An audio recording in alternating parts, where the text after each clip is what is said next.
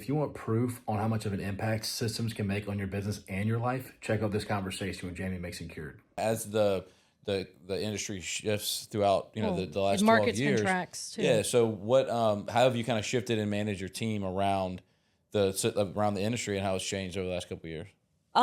So a lot of my initial big growth was because I did the traveling, right? And so I needed a big team A lot of support. to support the leverage of the lifestyle that I wanted to live, life by design, right? So I didn't get into real estate to work 24/7, but we all know that is kind of what it's expected. Yeah. So I learned through the MREA about leverage and what each role did. And so I knew that I needed so many people for admin. I needed a buyer's agent. I needed listing agent if I wasn't going to be here. I needed somebody to run the office, that kind of stuff. And so as I just started putting it all together and finally got it where I wanted, I had a 7th level team, and I knew I could be in Mexico still closing deals. Yeah. And so it helped me see you can put the pieces in and take them out as you needed them. Yeah, sure. And so then when I came back home, I realized I didn't need all that. And then the market changed, again. So Yeah. I just kind of, again, picked and chose what I needed. Yeah. And I think it's smart to also pay attention to what you need, and then, what the market is doing. Because some people, they think, oh, let me go leverage and let me go build. And it's almost like indefinite. Like I'm always looking for my next person to add to my team. I'm always looking for, I want to have the biggest team around. And some people will sink from that, right? Yeah. Because they don't have the discipline to say, well, this is maybe not the best thing to have right now, or to pull back, or to be smart about it. And so tell me, how long, when you talk about lifestyle by design, I love it. Because I too am not wanting to a lot of people are like, hey, you as an investor, why don't you go get your real estate license? I'm like, I see what y'all do, and I don't want to wear that damn hat. I'm like, because I care about that lifestyle part. How long did it take for you to build in to where you were able to do more of the lifestyle by design part? How long did it take for you kind of establish your business to where you felt comfortable, or that you could start seeing the fruits of that lifestyle design that you wanted to see? So 2012 is when end of 2012 is when I got in. So I did a full year before I started a team. But by 2015, I was living out of the country for 17 months and still running my team. And up until 2 years ago, that was my best year ever. And I wasn't even here. So it didn't take long. But I feel that all of the training that I went through helped me prepare for that life by design, because other than that, I didn't even know what that even meant.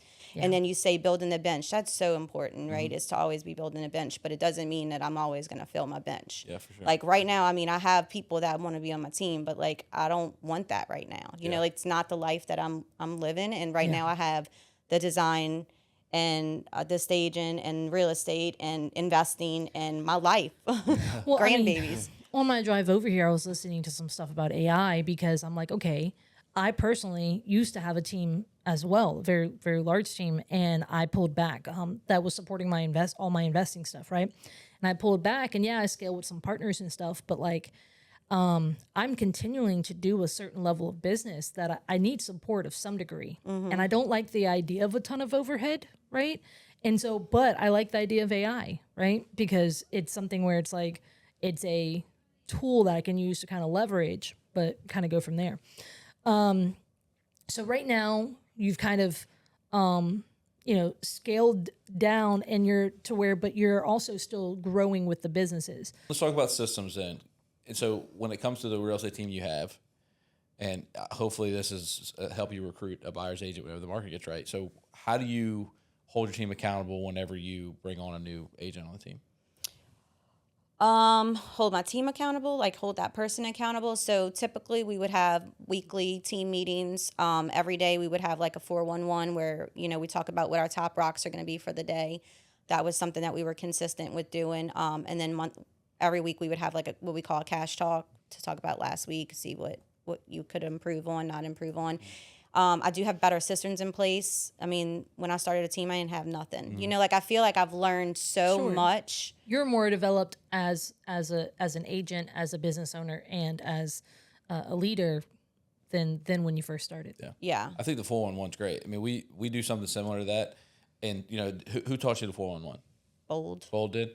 Yeah, Dawn Dawn, I know she was part of the whole Bold whenever you came in. Yeah, she was my productivity coach when Yeah. I first started. So she kind of taught me the 411 mindset. We don't use 411, but the same idea. It's like you create your annual rocks, your quarterly rocks, and your use to-dos. EOS. You have It's to do very it. Yeah. similar.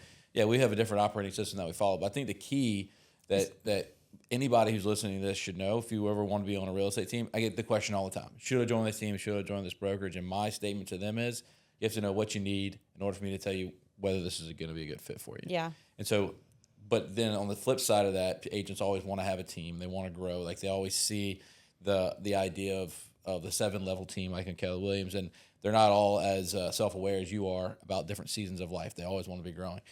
But one of the biggest mistakes they have is they don't have a system at all, right? They don't have a system at all. And the fact that you just named 3 meetings you have and you follow 411 means that if an agent joins your team, they're going to have somebody who's going to support them and hold them accountable and not just give them some ideas and some thoughts and then, you know, give them leverage or whatever they want to say they give them and not actually holding them accountable to the system that they put in place. I mean, I think accountability is huge for a team, and some people need to be micromanaged and some people don't. And I'm the biggest person to tell you, I'm not going to micromanage you. Yeah. We're all big boys and big girls, and we all know that we have to put food on the table for our families. So I will give you all the tools that you need to be successful, and I will help and coach and teach and inspire and lead is 10 ways to, 100.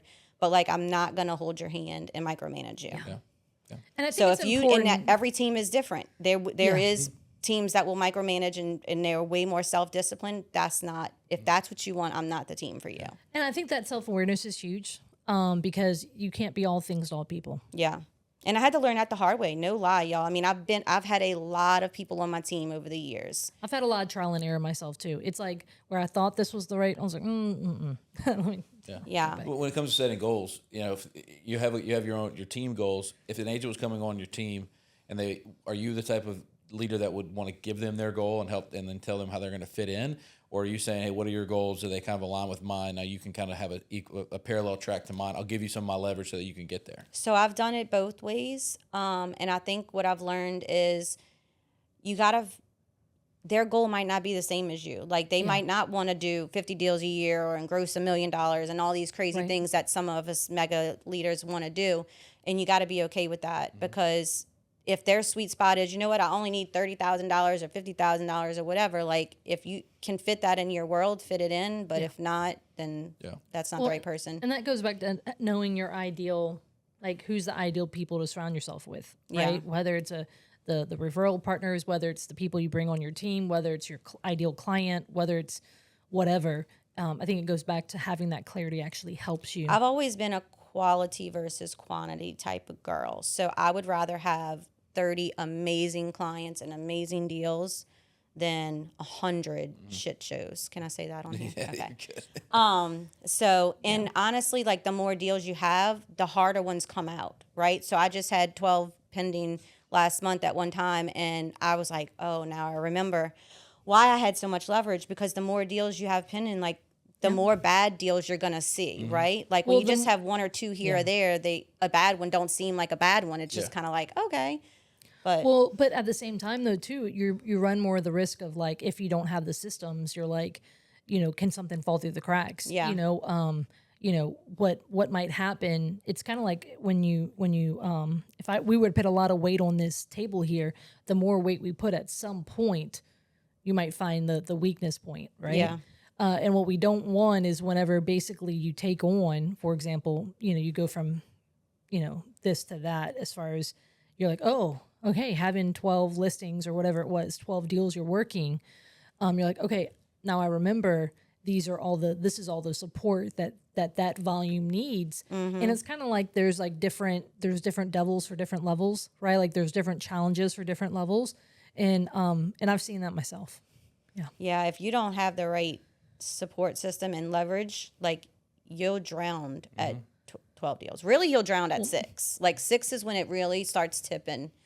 Well, and that's why it's also important though too when it comes to the team, if your support, like that support has to help based on people's goals, because if someone's goal is to have 50 deals, well, that support's going to look different than someone who wants to do 5 deals for the year.